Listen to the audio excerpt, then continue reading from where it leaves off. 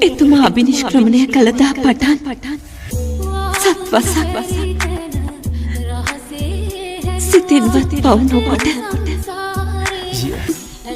පරම ප්‍රේමයෙන් පේවී සිටියා. මාගේ ප්‍රේමය නිකලෙනවා.